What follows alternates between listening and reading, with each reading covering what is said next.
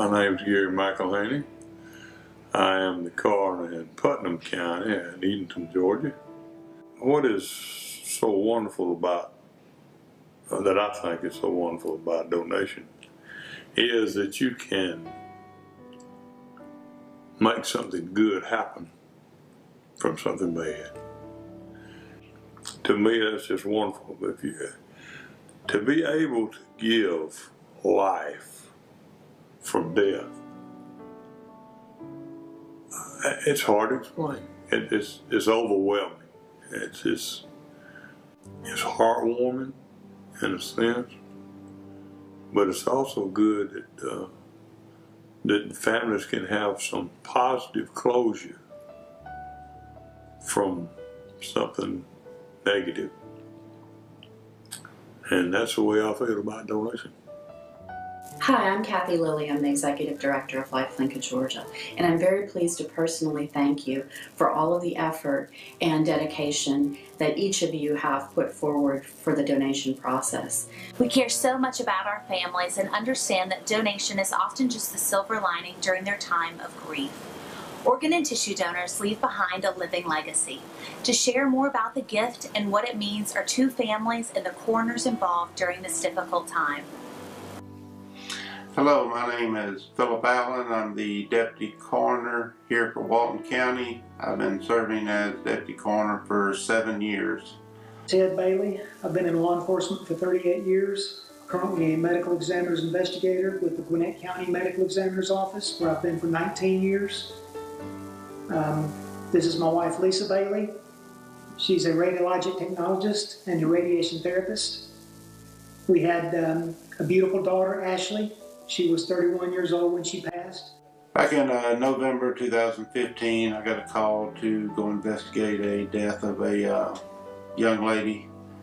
As I pulled up on the scene, I got information of who I was going to be dealing with and stuff, and I realized it was Mr. Bailey. He is an investigator for the Gwinnett County ME's office, and I could only imagine what he was going through knowing that he come home to find his daughter.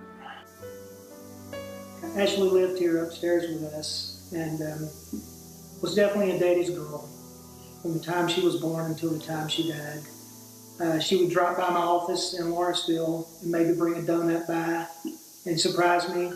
When I would go to Duluth, I may pop into the hospital, and she was always adamant that I come and meet all of her friends and coworkers. Daddy, you've got to come meet everyone. And apparently she looked a lot like me, because everyone would comment, well, how much, you look like your dad, and we see where you get your curls. Get your curls from your dad. She was fun-loving and just loud. There's a song called Live Out Loud, and I told her that it was written about her, for her. Just because she was so loud, I can't remember how many times I asked her to speak softer. But that's okay, that's just who she was. That was her personality. Loud, laughing. She definitely lived by a different set of rules, and I will say about Ashley that she taught me to see the world completely different than I see it. Because as my firstborn, I tried to make her me. And she wasn't going to be me. And I'm glad now that she wasn't, because I got to see things I would have never seen, looking just through my view. I called Ashley Peanut, and she called me Butter. And my last memory of Ashley alive is as she's walking out of my room, I said, I love you, Peanut. And she said, I love you, Butter. And that was the last time I saw her in person. On December the 7th, when I came home, we couldn't get her to answer the phone. And I got concerned, came home, ran upstairs, found her in bed with her cell phone in her hand, which was not unusual, but looked so peaceful. And I called her and told her, and basically fell apart. Called 911. When Phil, the deputy coroner, got here to the house, I guess one of the first things I told him was, I want her to be a donor to Lifelink of Georgia. That's very important to me, to her mother, and it will also be important to Ashley. So let's do whatever we can do to make sure that that happens. And of course, Phil was all for that. So he knew the process of what the coroners did and everything, and he expressed to me right off that he wanted his daughter to be a donor and asked would I make sure the call to LifeLink went through and the process was started, and I assured him that I would take care of that. I did make a call to LifeLink and got the process started, and Mr. Bailey did call me later on, and I assured him that everything was going the way he wanted it to go. So when Ted came home and found her that day, passed away in her bed, it wasn't even a question about whether we would donate.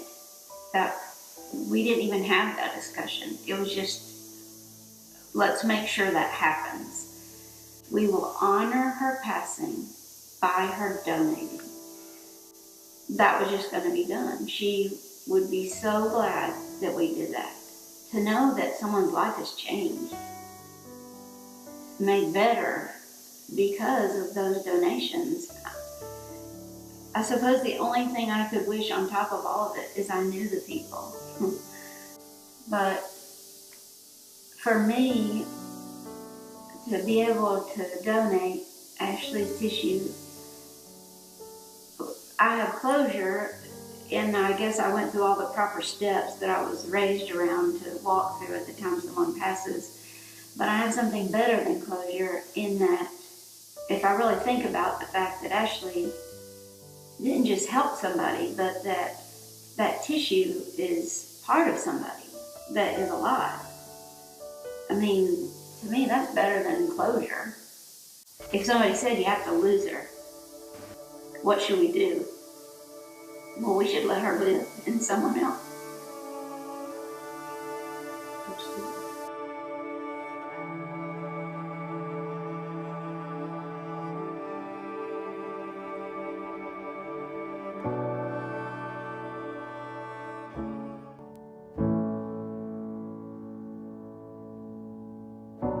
Spirit, lead me where my trust is without borders.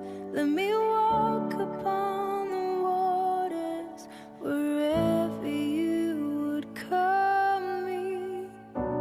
Take me deeper than my feet could ever wander, and my faith would be made stronger in the presence of my Savior. Spirit, lead me where my trust is without borders. Let me walk upon the waters wherever you would call me. Take me deeper than my feet could ever wander, and my faith would be made stronger in the presence of my Savior. Spirit, lead me where my trust is without borders. Let me walk upon the waters wherever you would call me. Take me deeper than my feet could ever wander, and my faith will be made stronger in the presence of my Savior. Spirit, lead me where my trust is without borders. Let me walk upon the waters wherever you would call me. Take me deeper than my feet. I'm Kathy Samaria. I'm Christina's mom, and Christina is the youngest of my four, and she was born the year of the Olympics. So she, on our birth announcements, it said our Olympic gold has arrived because she was our Olympic gold. And Christina was known as Teeny very quickly as a young girl. Her brother Nick couldn't pronounce Christina, so it became Teeny. And she was teeny in stature, but loud in her presence. In the CYT theater, she got the lead part as the Artful Dodger. Oh, you stole my bit. Oh no, you can do it, you can do it. No, the other thing is that she could mimic a British accent like you wouldn't believe. And a London Cockney accent, which is what I've got. And a buddy of mine asked for help on the soundboard, so yeah, I said yeah. And I hadn't been to any rehearsals or anything. And he's telling me how to do the soundboard, so that's fine. And then out she walked and started speaking, and it was like, and I said, "Who's that?" And he went, "It's your daughter." And I went, "Are you kidding me?" I mean, it was absolutely perfect, bang on. So she was amazing, yeah, absolutely amazing. Yeah. On April 27th, she and her 4 other best friends, her RA, who was a Young Life leader in her freshman year, and then 3 other girls, all of them were in the same hall the freshman year. And the RA contacted the girls, and they were her babies, and they said, "Let's go pray at the Iron Horse," which is in Watkinsville, and a place that the kids go and pray and share their hearts. And that night, that's what they decided to do. And there was right before finals, so they went there, and they were coming back after praying, and then there was the accident, and we will probably never know what happened, but the best guess is a deer ran in front of the car, and Christina and her 3 best friends were killed. And as Dave said at the service, there's something really beautiful about the fact that we know that she and her best friends all went to Jesus together, hand in hand. In late April, we had an automobile accident down Georgia Highway 15 in the south end of our county. I was working my EMS job that day and had my deputy coroner go to the scene.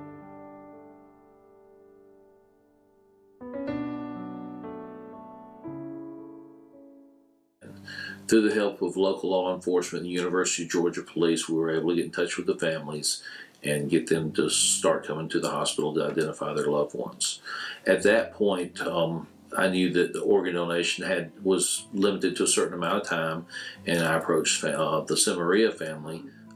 You know, it's all a blur that day when we went to the hospital, and they asked us, you know, she's got organ donor on her license, and I remember just looking at Dave, you know, going, yes, right? And we're like, you know, we didn't have to think about it. And I mean, you know, I'm an organ donor, and like Dave said, more than anything, she wanted to give people hope in life. They told me that Christine was one that always was trying to help her fellow man, and would do anything to help anyone, and that's something that they knew she would definitely want to do. So that got the process going. And it's just so like her that she, you know, that the organ donation and the gift of life, that embodies who Christina was.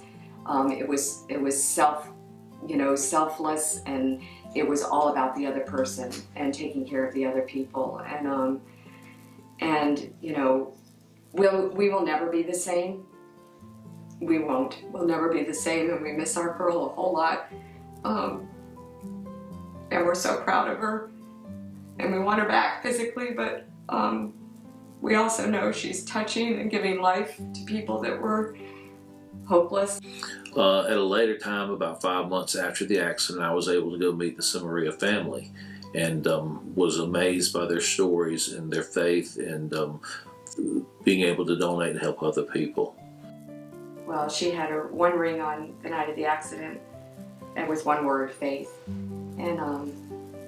And that's probably one of the, I mean, it's definitely one of the biggest words for her as well as our family, is that we have to have faith that we will see her again. She wrote songs and sang songs, and we heard her songs over the years. And at Young Life, she wrote a song called "Be Still" and "Know That I'm God." And her faith and her just knowing God was so real, and she knew who she was and who she was. And we have great comfort in knowing where our girl is.